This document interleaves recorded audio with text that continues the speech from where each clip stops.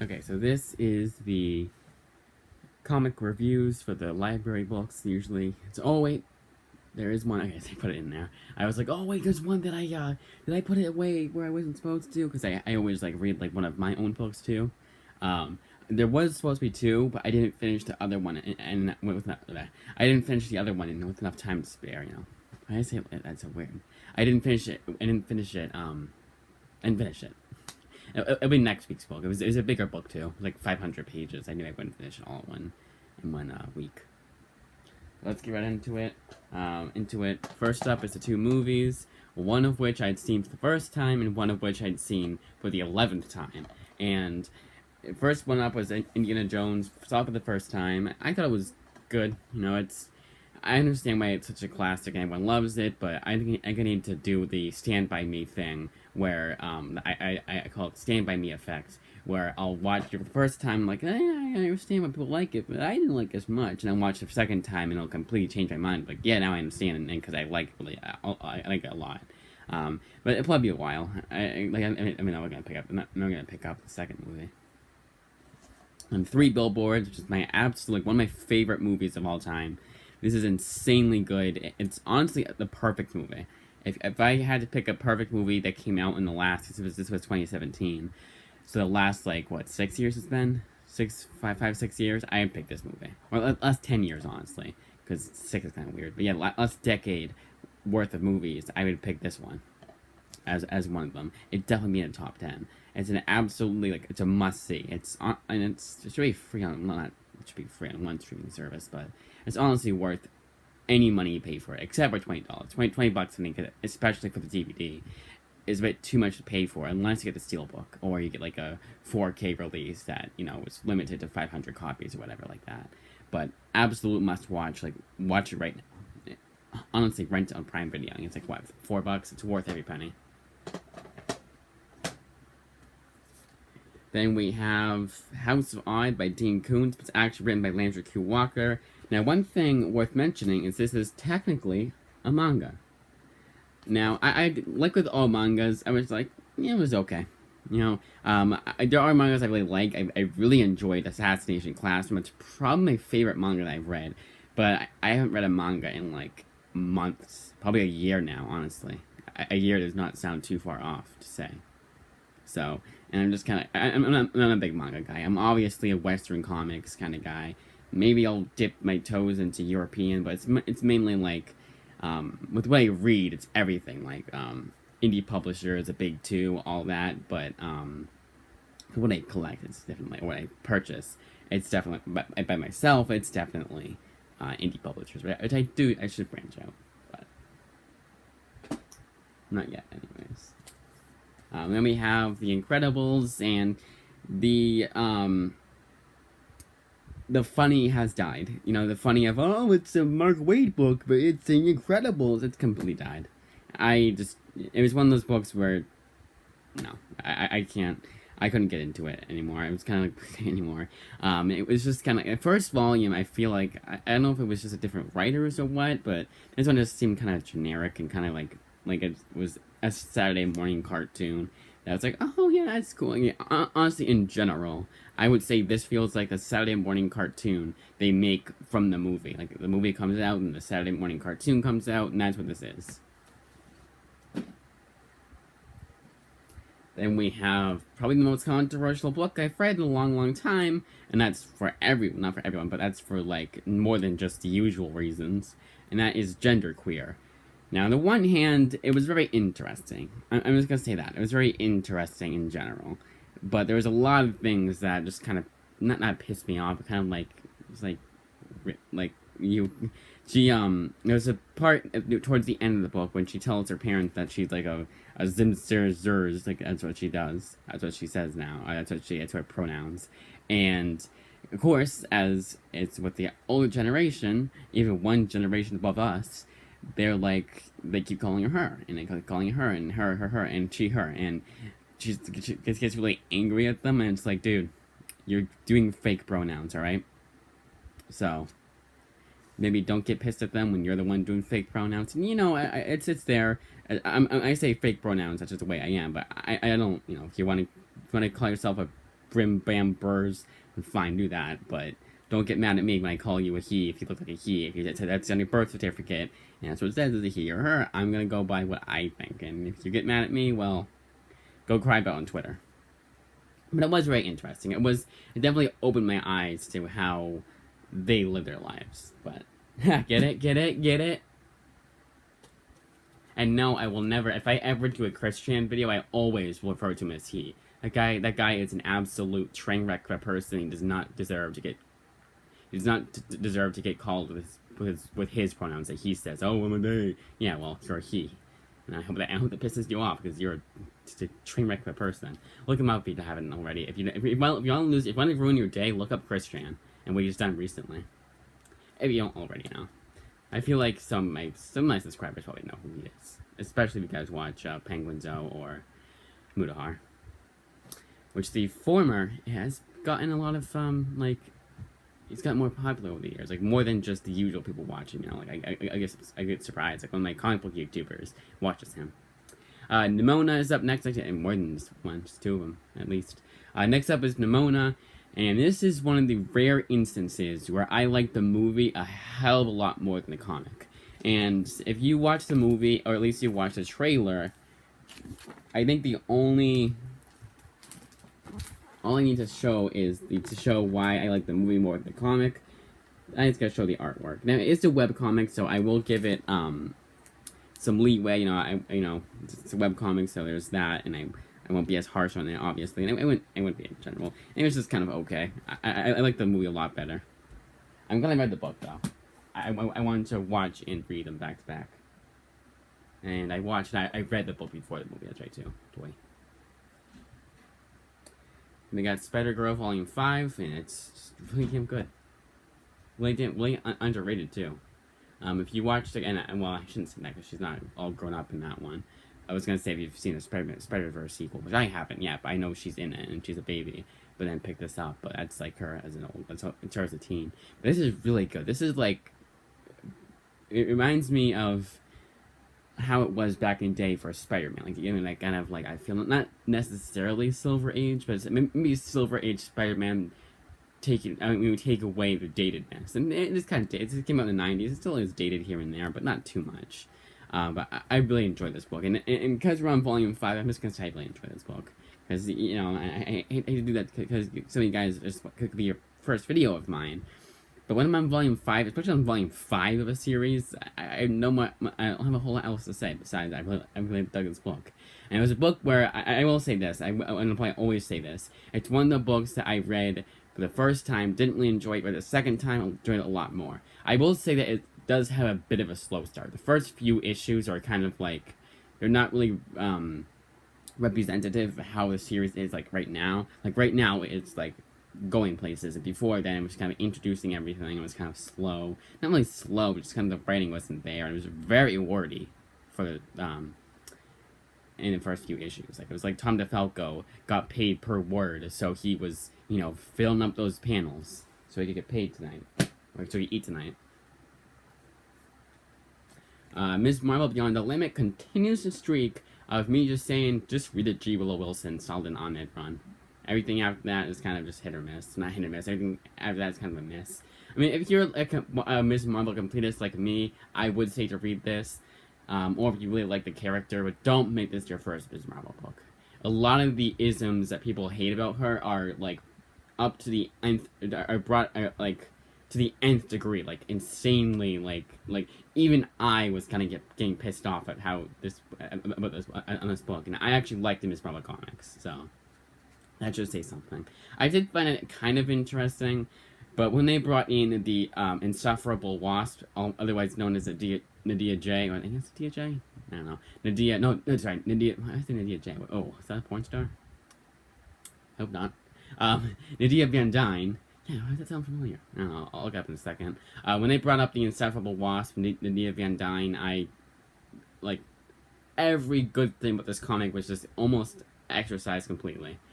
She's in it, definitely, but she is kind of as annoying as she is in her miniseries, but in her original series.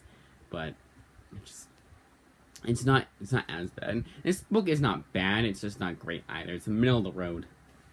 And that's saying a lot for someone that actually likes the Ms. Marvel comics. Again, it's solid as the G. Willow Wilson run and the Sullen Ahmed run and the Ms. Marvel team up I didn't like at all. I honestly, I cannot remember a whole lot from that series. Like the minimalist of shit. Like it was that Spider-Man thing, and there was that, and she teamed up with Ms. Marvel. Like I remember bits and pieces, but I don't even remember who the villain was in the Ms. Marvel team up one. I'm sorry, the Captain Marvel team up one. There's two villains. I remember the first one, but the second one I don't remember. Like at all. Oh wait, no, I do.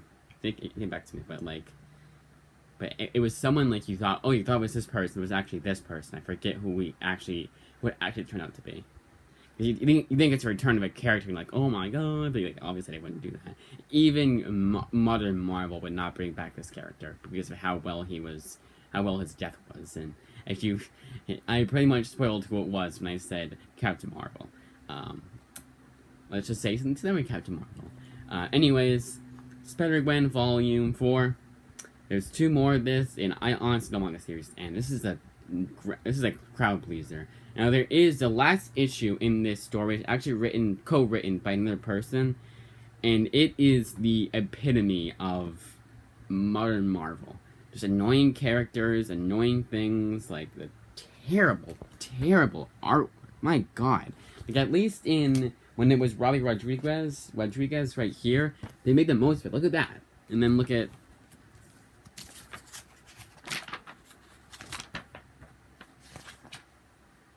Even this isn't too great. That's not terrible. It's like right here. And honestly, it reminded me a lot of Squirrel Girl's artist, Erica Henderson. You could definitely tell the artist was influenced by her. I know it's not her. But that last issue, my god, if that was her first issue, I would probably drop that book like a sack of potatoes. I would never pick it up again. That was just insufferable. Not insufferable, like everything was annoying. It was just like bland, and you didn't like care about the characters. Honestly, I never want the comics to focus on that character ever again. Honestly, even though I liked that interpretation of Mary Jane, she's a lot more savage, a lot more mean. But like here, it was just there was no like not retrieval from it. There was no like break from it, you know. It's a better word to use. America Chavez, made in the USA, is the America Chavez we deserve. After Gabby Rivera's awful run, the character is redeemed. It's honestly, it's completely redeemed. Like, there's nothing I hate about that comic. Well, it's not perfect, don't get me wrong, but it's surprisingly good for a modern Marvel book, and it treats the character with respect. Treats the other characters like the supporting cast with respect. Treats the guest star with respect. There's a couple of things here I was like annoyed with, but that was about it. Honestly, it's very fast paced too. You could probably knock that out in a day, and you probably would have it would probably take you a half time it would normally take you to read that long a book. At least. Punisher by Matthew Rosenberg, Volume 2. This is the War Machine Punisher. I really wish they had to follow up this series. I really, really dug this series. It's just damn good. The follow-up series is one I read the first volume of a long time ago, so I don't remember anything that happened in it. But I want to read a follow-up. I'll check to see, because this one was impossible to find. You really had to dig I had to do the ISBN, which I never had to do that for searching for that book. When I was getting the interloan, when I was getting for interloans. I never had to do that. It's weird. But I found it, obviously. And holding it, it'd be nice to have the follow-up series. The Punisher seems to be the one character that in my local library, like, interloans too, has, like, in total, maybe 10. And 8 out of the 10 I have already. It's, like, the Garth Ennis shit, which I already have. Or Volume 1 of... it was the Civil War Punisher. It was just Volume 1. There was no follow-up. What was annoying is that series I had Volume 3, like, way back in the day when I would just get books. Like, if you think I'm stupid down with getting just random books, I would just get Volume 3 if it was $2 at my local comic shop, which is the stupidest thing to do. At least get Volume 1 past me. Doctor Strange Volume 5 is the epitome of a follow-up to an insanely good... It's a perfect way to explain this book is what it is. It's in the middle of Jason Aaron's run and Donny Cates' run. It's a middle-of-the-road book. It's like a kind of, it's a fill-in issue. A fill-in run where you just like they didn't like Donny Cates wasn't quite ready to get into his run, and Jason Aaron had already finished it, so he's like, no, I'm not coming back. I did everything I needed to do. I'm on Thor now, or no, it was on Avengers at that point. Maybe. And Donny Cates wasn't ready yet, so they got Dennis Hopeless, which is a criminally, in my opinion at least, a criminally underrated writer and overhated writer. But then the last two issues weren't too great either. The Dennis Hopeless stuff was really good. But then I got, what was his name? John Barber. And he was just kind of boring. But, again, middle of the road. Not terrible. I would recommend picking it up if you need to, because I'm sure that there'll be some callbacks to the in Donny Cates, which again my local library doesn't have. Venom too. Venom and Donny Cates, like they just have 5 in total. It's in total. Probably maybe 6. Nah, I'd say 5 honestly. That's putting together.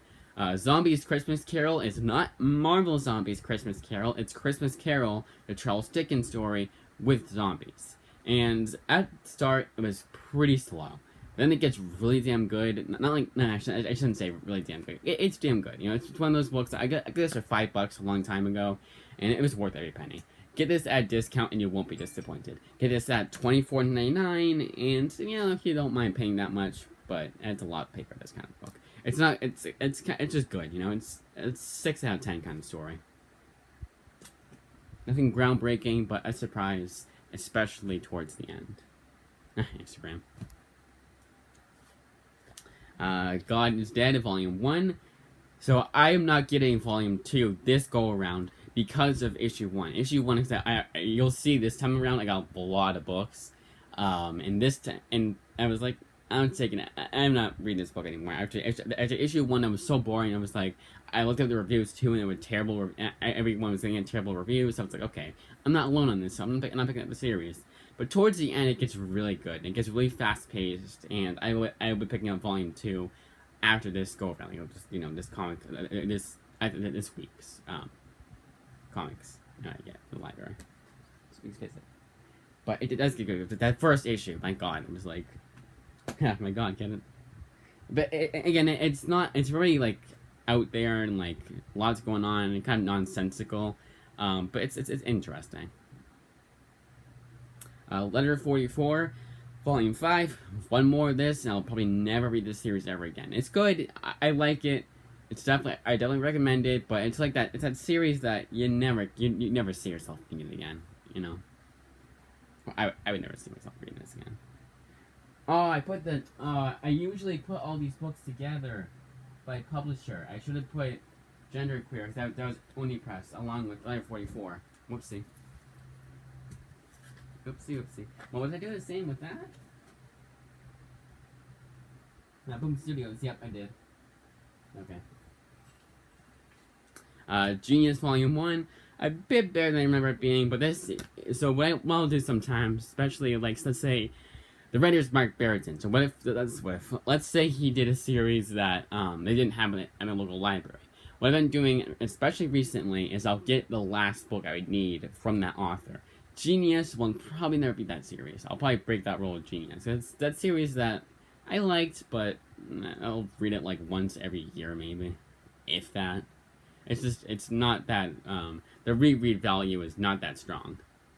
It's still good. It reminds me a lot of, like, it's basically your Saints Row GTA kind of story where you're going against the cops. Like, it's basically if they made that into a comic, when you're playing with friends and you're shooting the cops and you're getting really good because you have cheats enabled, or you're a really good team or something like that, and you're undefeated, you know, bam, bam, bam, bam, bam. It's basically that. It's not all shootouts, but it's basically that. And you make, like, a little of a story with it to go along with it, and it's just kind of, like, nonsensical. And, you know, you try to make, like, a character have, like, a really dark past, but and that like, you know, and to me, the dark past is pretty interesting, too, in and of itself, but still very generic. This is generic, but still enjoyable enough. I did get Volume 2, but it's only a 2-volume series. No matter how bad a series is, I'll stomach it for Volume 2. Autumnlands, like with Genius, a lot better than I remember it being the first time, but still Kurt Busiek, the only thing I like from him has been his Marvel series.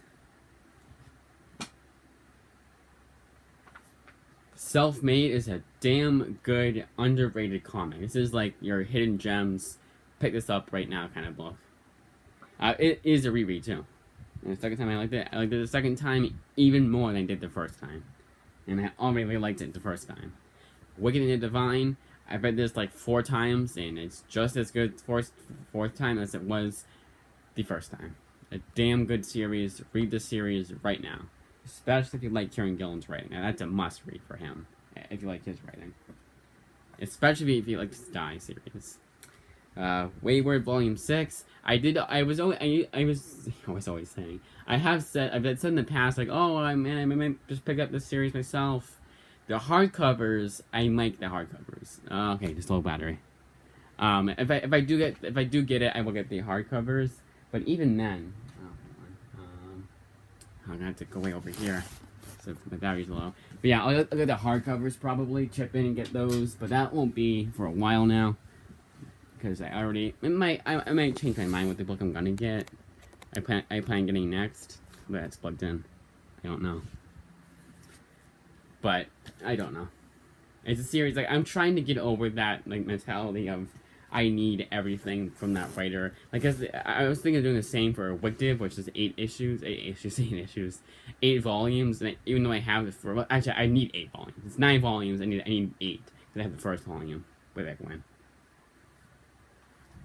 But that series Wayward is so good that I wouldn't mind chipping in for the hardcover. That's how good that series is. It's a damn good series. And I can't get sidetracked when I was talking about other books. Man Eaters Volume 4. It's just a pretty good series. I like the series. But only because, sorry, I was a bit distracted, so I was kind of like, I was complete autopilot mode, sorry. When I say I like the series, I don't mean that I like the series, I mean that I like it because it's so, like, honestly, this one was pretty good. This one wasn't as, like, messagey as the previous 3 volumes were. I never checked out the stuff at the end. This isn't at the end here, but it's towards, it's right here. This stuff really annoyed me. When it's a whole issue of this, I skipped it. Just the stupid stuff, like, just like, this little guide thing. I skipped that. But other than that, I kind of enjoyed the series. You know, it's not, it's enjoyably bad. It's kind of series that everyone hates and everyone says it's really bad, but it's at least readable. You know, it's not like Mom, Mother Madness by Emilia Clarke, where I wanted to just, like, be done with it as soon as possible. No, this series was actually pretty damn good. I might read it again soon. Not soon, but not next month or anything like that, but like probably closer than I thought I would. I guess I should say. The Unknown, Mark Waid, Volume 2, better than Volume 1. A lot better than Volume 1. If this was as good as Volume 1, if Volume 1 was as good as this, I would highly recommend this series. But as it is, I recommend it. Volume 1 is a lot. It's very slow. And apparently it's going to be a Volume 3, because it's kind of like it's a little cliffhanger at the end. Not cliffhanger, but like a little, like, tease, you know, like they get a post-credit thing. That kind of thing. Namesake, a lot better than I remember it being. But still, middle of the road. Still not, like, it's better than I remember it being, but it's not on the same level as something like Low by Rick Remender, where I bought the series myself, and I'm a long time Rick Remender fan now, and all that. No, I just liked it a lot better than that, and it redeemed my decision to get all of Steve Orlando's Image Comics work. Again, except for Loaded Bible, but that second volume has not come out yet. Even though all the issues have been out for a long, long time, the Volume 2 is not coming out until December. I don't know why. Flash Volume 4. Yep, Volume 4. Really damn good. Just a damn good new 52 book. Not just new 52, but just in general, it's a damn good run. Probably one of the Flash, and I think everyone seems to, because I mean, Joshua Williamson's run seemed to go on for a long time. So I don't know if like it was consistently good, but just in general, people really seem to like modern Flash. Like, Flash has had some really damn good modern runs. And I think I feel like it started with the New 52 stuff. But I'm not 100% no, because didn't Jeff Johns come out before than that? Even Jeff Johns seems to be very mixed. But yeah, so Teen Titans Volume 4. Hopefully, so I put in Volume 5, and it had Volume 5. What came back was Earth 1 Volume 1. And it's still said by Scott Lobdell, not by Jeff Lemire, who actually writes that series. I don't know if it's the library being glitchy, and I actually got Volume 5, and I hope I did, because this series is really damn good. There's one left. I want to finish this off.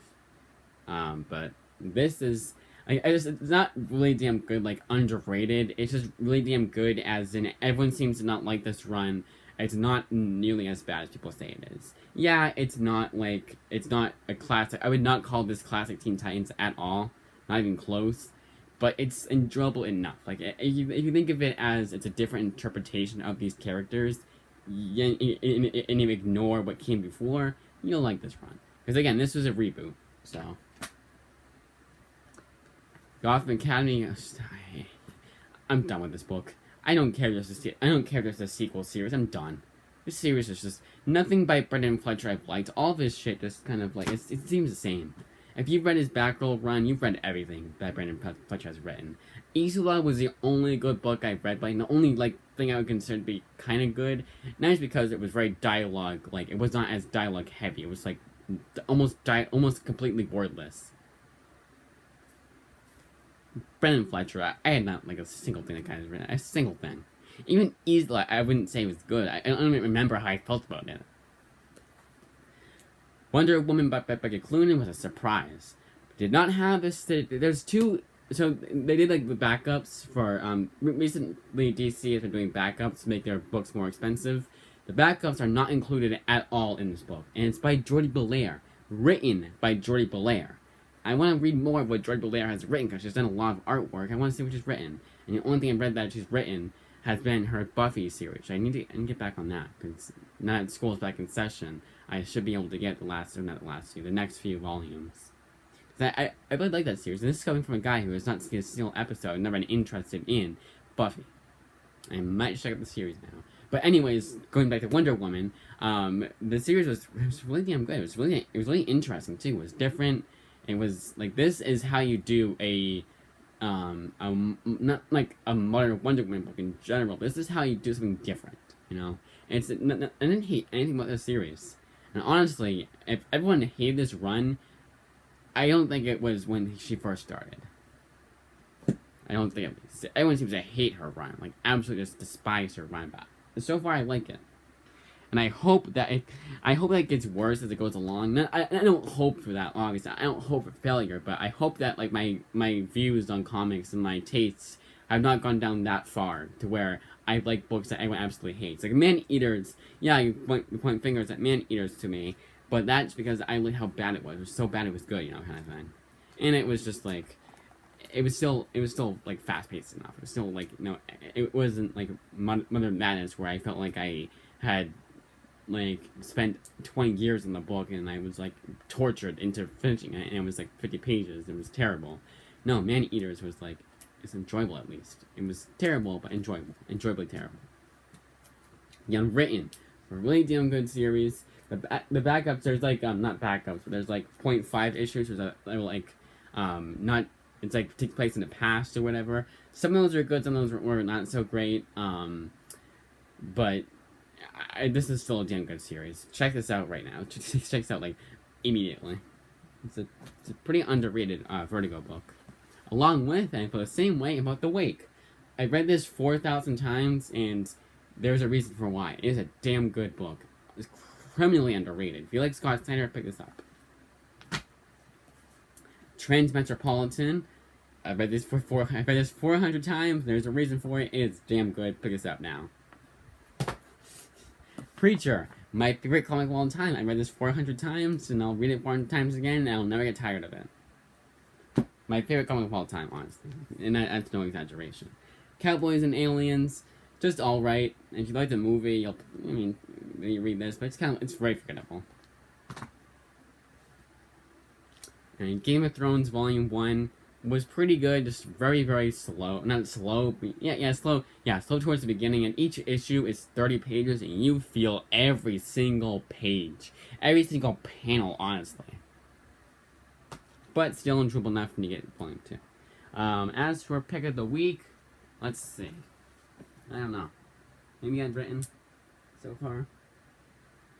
I don't include rereads in the Pick of the Week. That's kind of unfair. Yeah, probably what I said before, unwritten. I can't do the same. I shouldn't do the same for, actually, I didn't do the last week, man. Yeah, honestly. You know what? Let's do Spider-Girl. Pick of the week is Spider-Girl. Spider-Girl, a tie between Spider-Girl and Unwritten. But, I can't do that. I just said, I don't want to do a series that I have Volume 2 of, but, because it implies I've done it before. I don't think I have. That's it.